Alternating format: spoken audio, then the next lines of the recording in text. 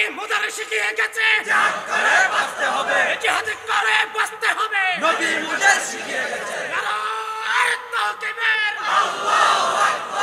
আল্লাহ কবুল করুন, জোরে বলে আমিন। আরো জোরে আমিন। সম্মানিত ভাইয়েরা, আমার সাবজেক্ট হলো ইসলামী রাষ্ট্রের কাঠামো এবং বৈশিষ্ট্য। ইসলামী রাষ্ট্রের যতগুলো কাঠামো আছে এর মধ্যে এক নম্বর হলো ইসলামী রাষ্ট্রের এক নম্বর যে দিক সেটা হলো সেই রাষ্ট্রে থাকতে হবে সবার আগে যে আইনটি পাশ থাকতে হবে সেটা হচ্ছে 5 ওয়াক্ত নামাজ। কয় ওয়াক্ত নামাজ? আমার দেশে এখন নামাজি বেশি না বেনামাজি বেশি? বলুন, নামাজি বেশি না বেনামাজি বেশি? বেনামাজি বেশি। মাত্র 5% মুসলমান নামাজ পড়ে, আর 95% মুসলমানের নামাজের খবরই নাই। এই চিত্র হতো না আমার দেশে যদি নামাজ কায়েম থাকতো। 95% নামাজি মুসলমান হতো, মুসলমান নামাজি হতো যদি নামাজ কায়েম থাকতো। সূরাতুল হজ আয়াত নাম্বার 41, ইসলামী রাষ্ট্রের বৈশিষ্ট্য কি হবে আল্লাহ তাআলা এই আয়াতের মধ্যে সংক্ষিপ্ত একটা ধারণা আল্লাহ পাক নিজেই দিয়ে দিয়েছেন। ইসলামী রাষ্ট্রের জন্য 4টা দফা দরকার। কয়টা দফা বলেন তো? আল্লাহ কয় দফা দিয়েছেন? আমরা এত দফা মানি না। 19 দফা, 14 দফা, 13 দফা, 9 দফা, সব দফা বাদ। আমরা নেব কার দফা? বলেন, কার দেওয়া দফা নেব? 4 দফা। আল্লাহ রাব্বুল আলামিন বলেন, আল্লাযীনা ইম্মাক্কান্নাহুম ফিল আরদি আকামুস সালাতা ওয়া আতাহুস যাকাতা ওয়া আমারু বিল মা'রুফি ওয়া নাহাউ আনিল মুনকার ওয়ালিল্লাহি আকিবাতুল উমুর। জোরে বলুন আল্লাহু আকবার। এই দুনিয়ার জিন্দেগিতে যারা রাজত্ব পাবে, আমি যাদেরকে রাজত্ব দেব, ক্ষমতা দেব, যাদের কথা দিয়ে আইন পাশ হয়ে যাবে, ওই সমস্ত ব্যক্তিদের জন্য আমার আল্লাহ 4টা দফা দিয়ে দিয়েছেন। কয়টা দফা বলেন? তারা রাষ্ট্র ক্ষমতা পেলে পরে তারা 4টা কাজ করবে। 1 নম্বর হলো তারা করবে কি? আকামুস সালাহ, নামাজটা তারা কায়েম করে ফেলবে। প্রধানমন্ত্রী পিছনে মন্ত্রী পরিষদ নামাজ পড়বে, মন্ত্রী পিছনে সচিবরা নামাজ পড়বেন, এসপির পিছনে ওসিরা নামাজ পড়বেন, ডিআইজির পিছনে এসপিরা নামাজ পড়বেন। এইরকম করে করে চেয়ারম্যানদের পিছনে মেম্বাররা নামাজ পড়বেন। প্রত্যেকটা অফিসের বড় অফিসার তিনি ইমাম হবেন। প্রেসিডেন্টের পিছনে বাকি সব লোকগুলো নামাজ পড়বেন। বাইতুল মুকাররমের খতিব কোনো নিয়োগপ্রাপ্ত খতিব হবে না, বঙ্গভবনের বাসিন্দা হবেন বাইতুল মুকাররমের খতিব। কি ঠিক কি না? নামাজ কায়েমের যদি পরিবেশ চলে আসে এই চিত্রই চিত্রায়িত হবে। প্রেজেন্ট ওয়ার্ল্ডেও কিছু দেশে এই চিত্র চিত্রায়িত হয়েছে, যে জায়গায় আমেরিকা হাজারবার চেষ্টা করেও টিকতে পারে নাই, লেজ গুটাইয়া সব বিদায় নিয়েছে। সেখানে ইসলামী হুকুমত কায়েম হয়েছে। আফগানিস্তানের নাম শোনেন নাই? গত ঈদের মাঠের একটা চিত্র দেখলাম। যিনি প্রধান রাষ্ট্রের তিনি নামাজ পড়াচ্ছেন। চোখটা জুড়ালো, হৃদয়টা জুড়ালো। সবাই আমরা কেমন কি চিত্র দেখতে চাই? আমার দেশের বঙ্গভবনের যিনি বাসিন্দা হবেন তিনি হবেন বাইতুল মুকাররমের খতিব। এমন দৃশ্য কি সবাই দেখতে চাই নাকি? সবাইকে দেখতে চান? সবাইকে দেখতে চান? দল করতে হবে অন ইসলামী দল না ইসলামী দল? বলেন বলেন বলেন। এদেশে 2 ধারার দল আছে, একটা হচ্ছে ইসলামী দল, আরেকটা কি? অন ইসলামী দল। মিথ্যা কথা মানুষ এত বলে, এই 16 বছর যে এত মিথ্যা কথা শুনছি আমরা। একটা অন ইসলামী দলের নেত্রী বলে আগামী নির্বাচনে যদি আমরা জিততে পারি মদিনার সনদে দেশ চালাবো। এটা একটা মানে বলেন তো, এই অন ইসলামী দলের একজন নেত্রী তার মুখ থেকে কি এই জাতীয় কথা কি বলে বিশ্বাসযোগ্য? বলেন তো, বিশ্বাসযোগ্য? আগামী নির্বাচনে যদি আমরা জিততে পারি মদিনার সনদে দেশ চালাবো। মদিনার সনদে দেশ চালায় নাই, মোদির সনদে দেশ চালিয়েছিল তারা। যে প্রেসক্রিপশন দিয়েছে সেই প্রেসক্রিপশন তারা এখানে অ্যাপ্লাই করেছে, বাস্তবায়ন করেছে। 2023 সালের 13ই আগস্ট হঠাৎ করে হসপিটালে লোক পাঠানো হলো, কি বলে, জেলখানায় লোক পাঠানো হলো। বলা হলো, হুজুর আপনি অসুস্থ, আপনাকে হসপিটালে যেতে হবে। উনি বললেন যে আমি অসুস্থ, আমি নিজেই তো জানি না। যিনি অসুস্থ তিনি নিজেই জানেন না। তাকে জোর করে উঠানো হলো গাড়িতে, হসপিটালে ভর্তি করানো হলো। পরিকল্পিত সাজানো নাটক তৈরি করে, পয়জনিং করে আবু হানিফা রাহিমাহুল্লাহর সেই পথেই তাকে বিষ প্রয়োগ করে সেই হসপিটালেই তাকে শহীদ করা হলো। এই তাফসীর মাহফিলের তার তৈরি করে এই প্ল্যাটফর্ম থেকে আমরা সুস্পষ্ট ভাষায় জানান দিতে চাই, যে চক্র এই কিংবদন্তি শহীদ আল্লামা দেলোয়ার হোসেন সাঈদীর হত্যার সঙ্গে যেই চক্র জড়িত, অবিলম্বে তাদেরকে গ্রেফতার করা হোক, চূড়ান্ত শাস্তি নিশ্চিত করা হোক। রাজি আছেন কারা কারা? নারে তাকবীর! আল্লামা সাঈদী হত্যা কেন? চাই দিতে হবে। প্রশাসনের জবাব দে। নারে তাকবীর! বিপ্লব বিপ্লব! ইসলামের শত্রুরা হুঁশিয়ার সাবধান! জিহাদে জিহাদে জিহাদে চাই, জিহাদে করে বাঁচতে চাই। নারে তাকবীর! সম্মানিত ভাইয়েরা, খুন যে করবে, খুনের কোনো ক্ষমা, আস্তে, খুনির কোনো ক্ষমা, খুনির কোনো ক্ষমা নাই। যে খুনি, কতলুন নফস, আশ-শাইখুজ জানি, তিনটা অপরাধের শাস্তি ইসলাম মারাত্মক দিয়েছে, জটিল দিয়েছে, সবচেয়ে কঠিন শাস্তি দিয়েছে তিনটা অপরাধের। নাম্বার 1 হচ্ছে কতলুন নফস, যদি কেউ কাউকে হত্যা করে, কোনো কথা নাই, কিসাস। নাম্বার 2, বুড়ো হয়ে গেছে, জেনা বাদ দেয় না, একে শেষ করে দাও। নাম্বার 3 হচ্ছে দিন থেকে ইরতাদ্দাত, সে ফিরে আসছে, দিন থেকে বের হয়ে চলে গেছে, মুরতাদ হয়েছে। যে এই 3 অপরাধীর শাস্তি ইসলাম কখনো লঘু করেছে? লঘু করেছে? ইসলাম তাকে শাস্তি দিতে চাপ দিয়েছে।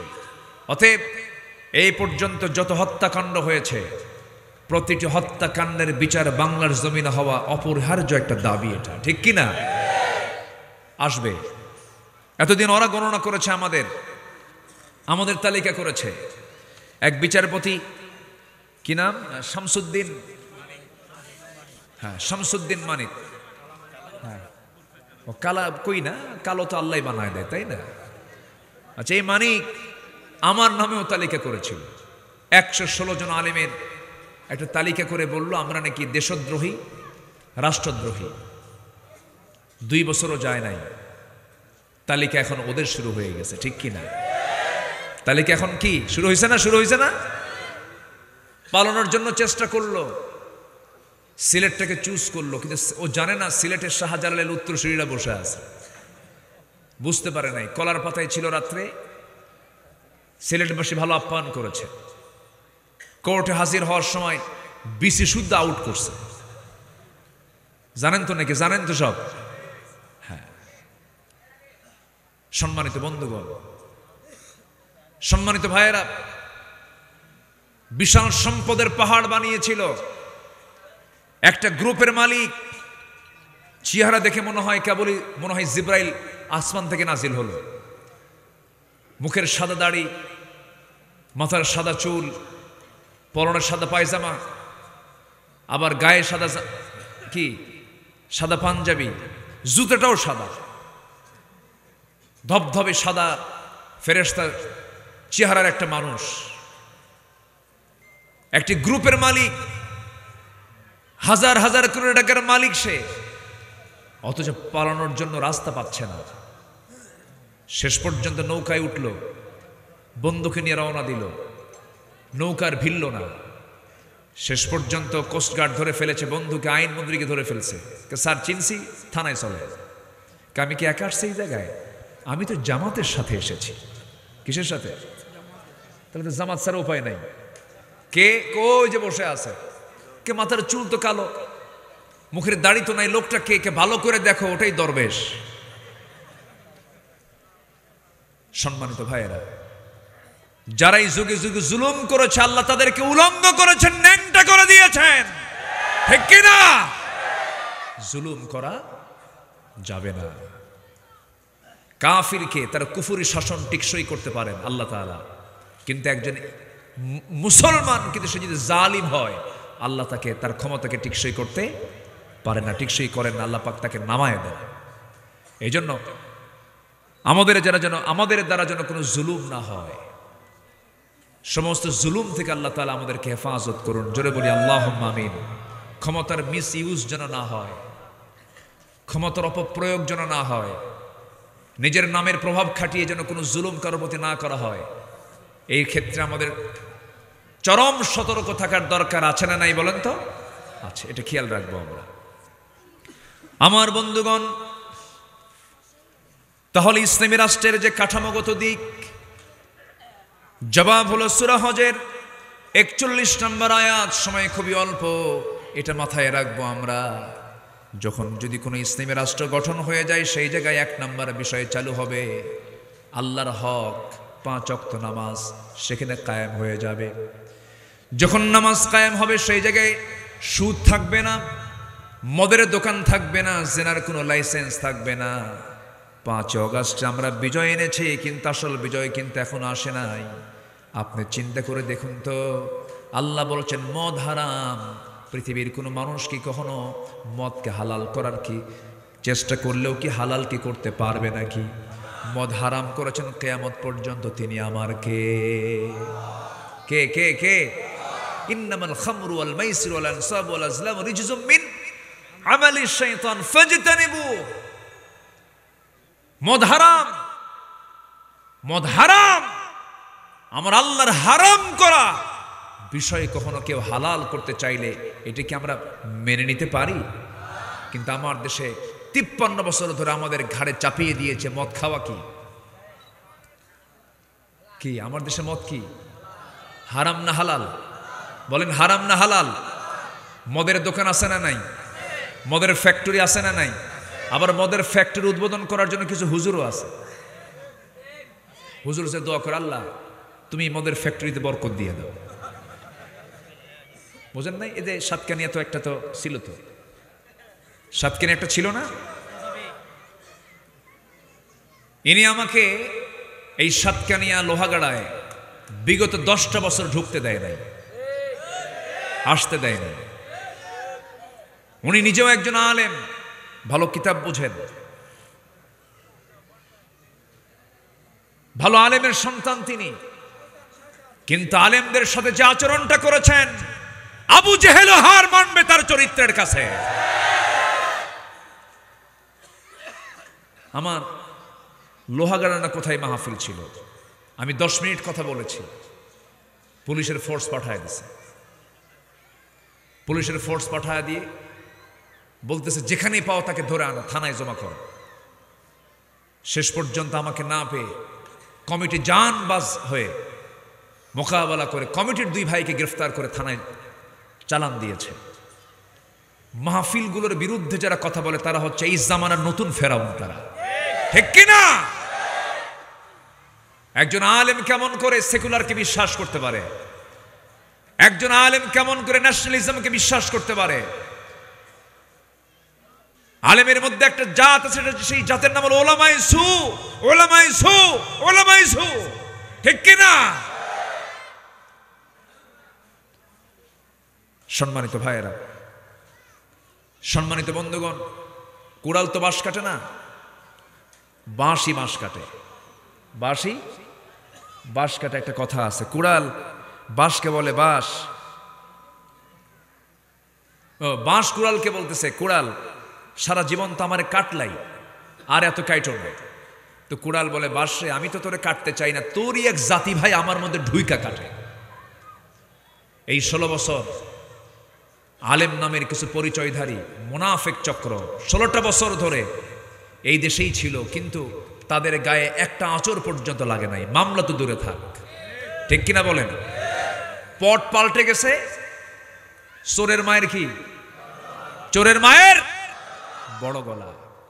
জনগণ আর বোকা নাই, জনগণ সব বোঝে, জনগণ সব আঁচ করতে পারে।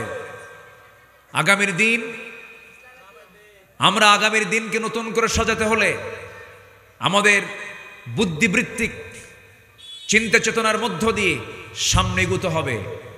সামনের দিনকে আমরা দেখতে চাই ইসলামের দিন, সামনের দিনকে আমরা দেখতে চাই কোরআনের দিন। আমরা আগামীর দিনগুলোতে আমরা ইসলামকে কায়েম করার জন্য যেইভাবে এগুলো পরে আমরা বিজয়ী হতে পারবো, সেইভাবে আমাদেরকে এগোতে হবে, সংঘবদ্ধ হতে হবে, আন্দোলন চালাতে হবে। আমাদের শেষ দেখা হলো এই দেশে কোরআনের রাজ কায়েমের সংগ্রামে ঝাঁপিয়ে পড়তে হবে।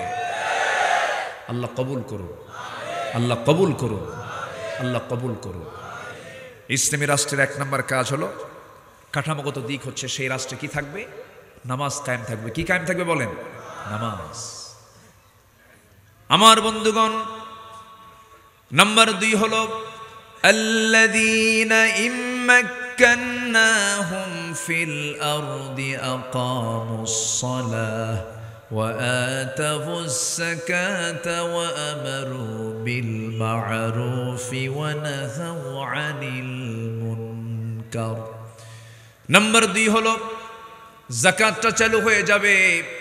যাকাত যদি আমার দেশে ব্যাংকিং হিসেব অনুযায়ী যদি যাকাত আদায় হতো, কোনো ফকির থাকতো না, কোনো অভাব থাকতো না।